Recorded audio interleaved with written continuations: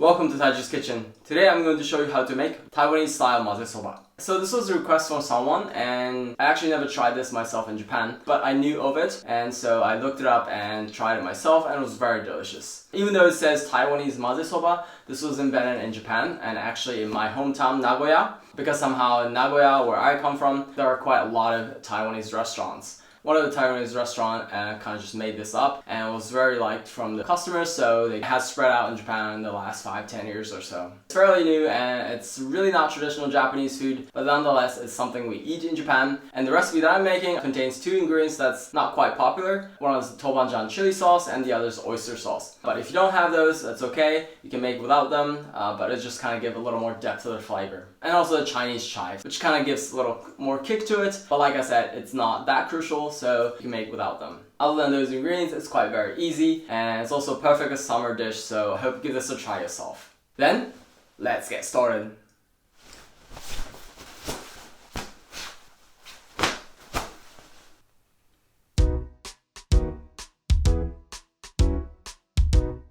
Here are the ingredients for Maze-Soba. If you can get hold of raw ramen noodle, that's great. If not, that's okay. Today I'm going to show you an alternative version of kind of imitating the ramen noodle using regular pasta and baking powder.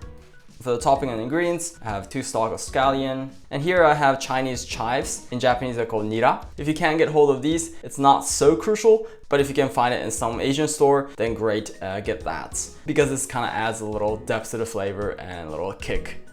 And I have Bonito flakes for the topping, about 100 grams of ground pork meat, 2 cloves of garlic, 1 for the meat sauce and 1 for the topping. And I also have here Onsen Tamago. To make that, I have another video on that, so please check that out. Or you can also use just regular raw egg yolk, but I would assume many people are against eating raw eggs, so Onsen Tamago is a good alternative. And then for the seasoning, I have sugar, soy sauce, sesame oil, Toban Djan, a chili bean sauce. If you don't have this, you can use cilantro or some kind of chili sauce, or if you don't like it spicy, you can skip this as well. Then I also have here oyster sauce. In many supermarkets in the Western countries, you can find them nowadays. And this will kind of add a little depth to the flavor, but you don't have to have this. Don't get this extra for this recipe. But this is also good for many stir-fried recipes or also a lot of Chinese recipes, so you can give this a try as well. Then let's start cooking. First, we're going to prepare all the ingredients. So I'm going to start with the Bonito flakes. What I'm going to do, I'm going to make powder out of these. So these Bonito flakes are, as it's called, in these flakes form. What I'm gonna do is I'm just gonna kind of squish them together like this. They're just gonna break apart and be powdery.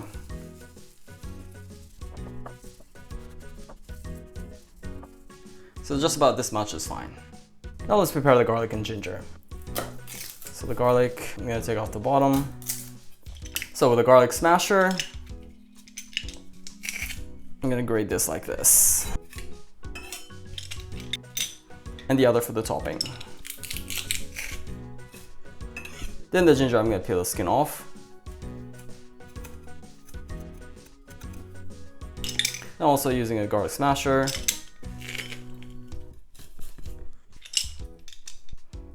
Just like this. I'm going to cut up the scallion. So this, as usual, I'm going to cut up in small pieces.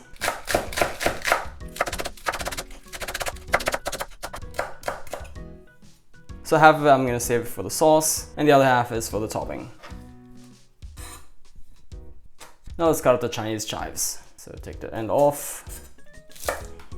And this as well, I'm going to cut into small pieces.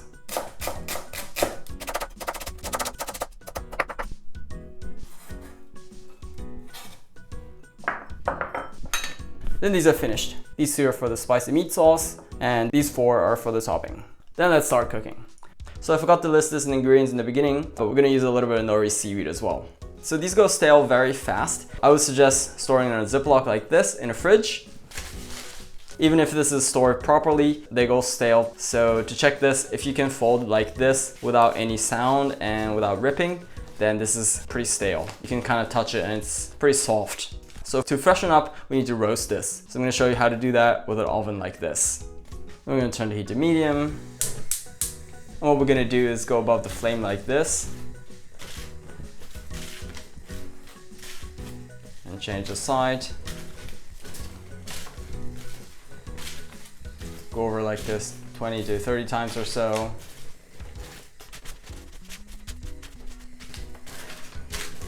turn it off. So this will be re-roasted like this. And then to check it, if it's fresh, you can fold it like this. You can hear this is very crunchy.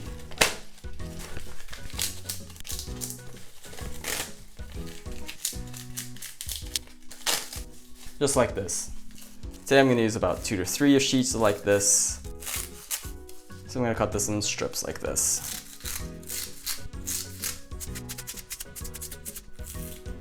And this is finished for that. Now let's make the meat sauce. So I'm gonna heat up the frying pan with medium heat. So once the frying pan is heated, I'm gonna put in a little bit of frying oil. Today I have sesame oil, but whatever frying oil is good. About a tablespoon. And this I'm gonna put in the garlic and ginger.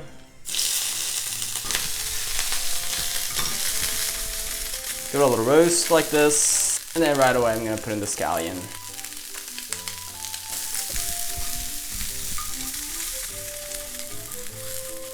So once the scallion has been roasted a little bit, then I'm gonna put in the meat.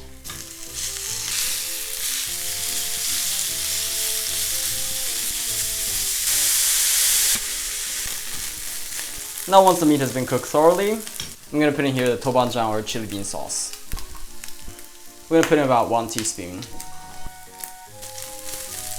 So to bring out the spiciness of chili, it's very important to fry it. If you like it spicy, you can also put in more chili sauce, of course.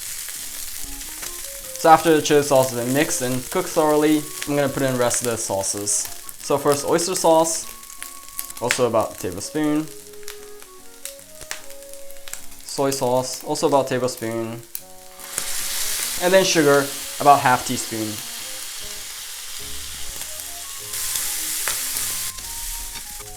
So once this has been mixed thoroughly and cooked thoroughly like this, then this is finished. Then I'm gonna turn the heat off. I'm gonna put this to the side. Now let's cook the noodle. So in a pot, about 1 liter of water, I'm gonna bring this to boil. Turn the heat to high. So once this comes to a boil, I'm gonna put in here the baking powder. Just about 8 to 10 grams or so. Then I'm gonna put in here the pasta. So just about a bundle like this much, about 100 grams. So to make it flare, I'm gonna twist like this, and then put it in here as twisted like this. Well, didn't go so well, but whatever. So this says cook for 5 minutes, so I'm gonna set the timer to 5 minutes. And then cook like this for 5 minutes.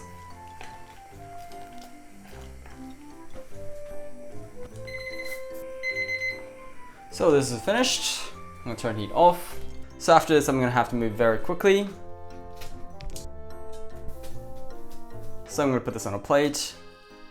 And this I'm gonna put in a little bit of sesame oil, about a teaspoon. And just gonna give it a little mix. So this will prevent the noodles to be sticking together. Now we're gonna put all the toppings. So first I'm gonna put the meat sauce on the top. Make a little dent for the egg. We're gonna put all the ingredients on the side. So a little bit of the scallion, the Chinese chives,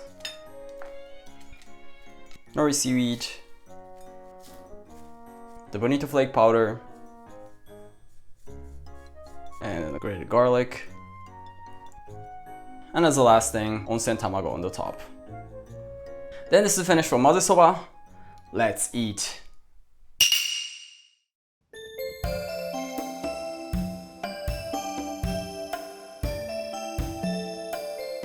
Oh, it smells already good. Itadakimasu. So let's break off the Onsen Tamago.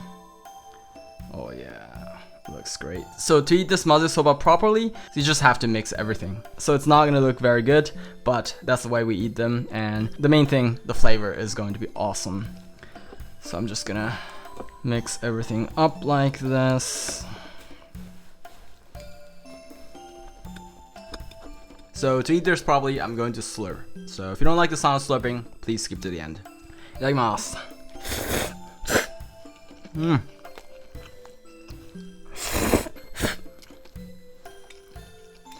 This is delicious.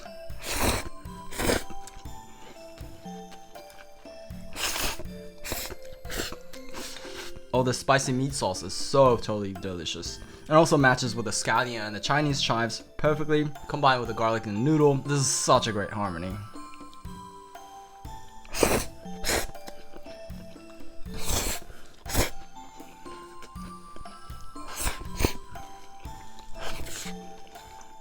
Oh, that was delicious. ごちそうさまでした. Oh, that was totally filling.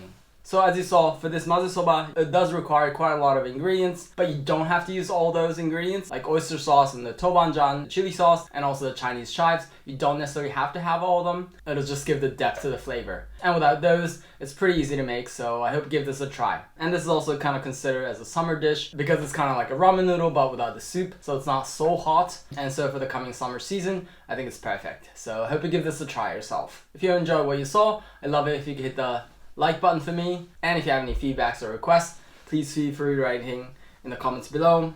Otherwise, I look forward to see you in the next video. Bye.